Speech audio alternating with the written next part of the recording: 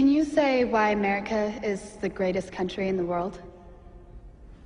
Diversity and opportunity. Lewis? Freedom and freedom. So let's keep it that way. Well, why is America not the greatest country in the world, Professor? That's my answer. You're saying... Yes. Let's talk about... Fine. Sharon, the NEA is a loser. Yeah, it accounts for a penny out of her paycheck, but he gets to hit you with it anytime he wants. It doesn't cost money. It costs votes. It costs airtime and column inches. You know why people don't like liberals? Because they lose. If liberals are so fucking smart, how come they lose so goddamn always? Hey, and with a straight face, you're going to tell students that America is so star-spangled awesome that we're the only ones in the world who have freedom? Canada has freedom. Japan has freedom. The UK, France, Italy, Germany, Spain, Australia, Belgium has freedom. So 207 sovereign states in the world, like 180 of them have freedom. All right. And yeah, you, sorority girl, just in case you accidentally wander into a voting booth one day, there's some things you should know. And one of them is, there is absolutely no evidence to support the statement that we're the greatest country in the world. We're 7th in literacy, 27th in math, 22nd in science, 49th in life expectancy, 178th in infant mortality, 3rd in median household income, number 4 in labor force, and number 4 in exports. We lead the world in only 3 categories: number of incarcerated citizens per capita, number of adults who believe angels are real, and defense spending, where we spend more than the next 26 countries combined, 25 of whom are allies. Now, none of this is the fault of a 20-year-old college student, but you nonetheless are, without a doubt, a member of the worst generation ever. So when you ask what makes us the greatest country in the world, I don't know what the fuck you're talking about. Yosemite?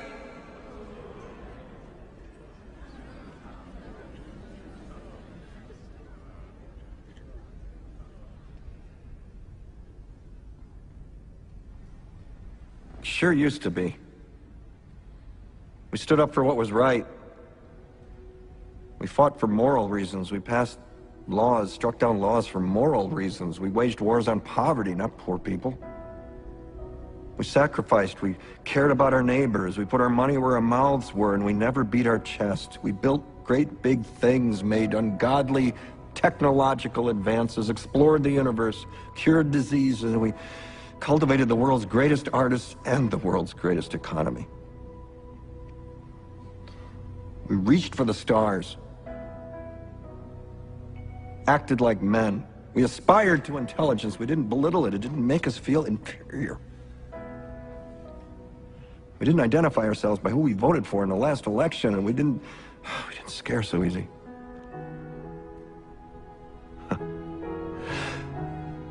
We were able to be all these things and do all these things because we were informed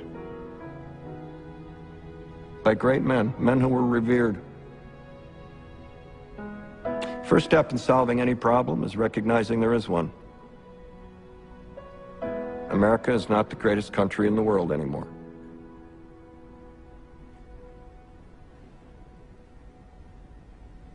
Enough?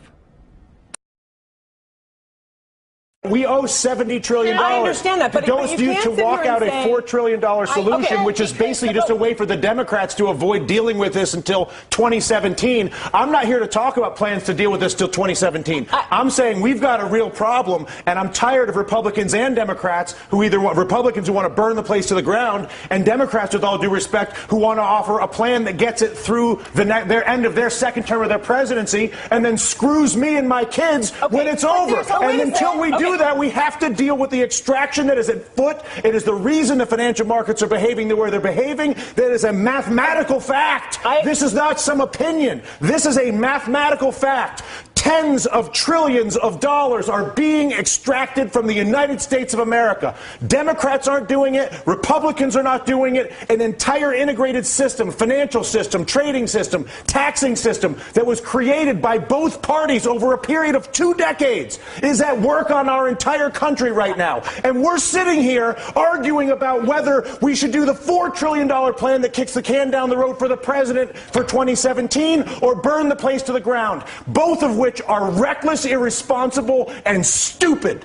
And the fact of the matter is, until we actually, and I'm sorry to lose my temper, but I tell you what, I've been coming on TV for 3 years doing this. And the fact of the matter is that there's a refusal on both the Democratic and the Republican side of the aisle to acknowledge the mathematical problem, which is that the United States of America is being extracted. It's being extracted through banking, it's being extracted through trade, and it's being extracted through taxation. And there's not a single politician that has stepped forward, Susan, to deal with this. But there's only one right now. The leader of the free world, whether you like it or not, the President of the United States is arguably one of the most powerful individuals we have out there. But and Susan, he's our what you're saying president. is exactly the point that Dylan is making. It's not about one guy. It's about all of them. No, I actually disagree. I think Dylan's saying it is about one guy. It is about one guy. What would you like him to do? I would like him to go to the people of the United States of America and say, people of the United States of America, your Congress is bought. Your Congress is incapable of making legislation on health care, banking, trade, or taxes, because if they do it, they will lose their political funding, and they won't do it. But I'm the President of the United States, and I won't have a country that is run by a bought Congress. So I'm not going to work with a bought Congress and try to be Mr. Big Guy. I'm working with the bought Congress.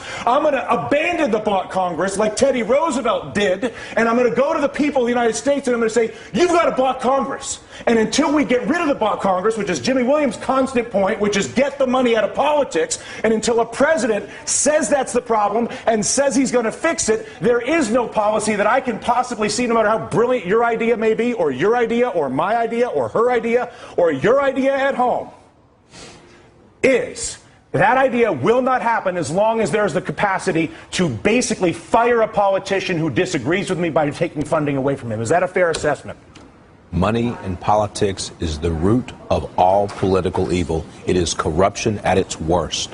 And until we step up and kick that out of the park, it's going to be the same system all and only the president could do that. We're going to keep you guys. The Congress has to do it too. The Congress has to do it too. But I'll tell you what. How bad does it have to get? How much money has to be extracted? How many things have to be heard? Down to brass tacks. Okay, physically, what do? You go and give a speech right now. Right now. Right now. You say. And then what happens tomorrow? Tomorrow, what happens is you begin the process of actually investing in solving the problem. So I come out and I say, how? I create an infrastructure bank with 2% blending immediately. Once I explain to people the problem, once I explain to you have cancer, once you understand how screwed up your trade, tax, and banking policies are, believe me, you will have no issue when I incorporate an infrastructure bank that I fund with repatriated offshore money that I bring in and then use to create 2% direct lending to every business in America, because when you realize that the banking system is fully corrupt and defrauding us, and I come out and say that, which is what I want my president to do, that at that exact moment I say, you know what, we got a screwed up situation here, people. You all know it, and now what? I'm going to admit it. And as a result, not only have I admitted it, but we're going to begin the process of solving it like grown-ups. They did it in World War II. They did it after the Civil War. They did it in Latin America with the Brady bonds. We are not seeing it happen now. The panel stays a little more emotional than I anticipated getting at work this afternoon, but what am I going to do?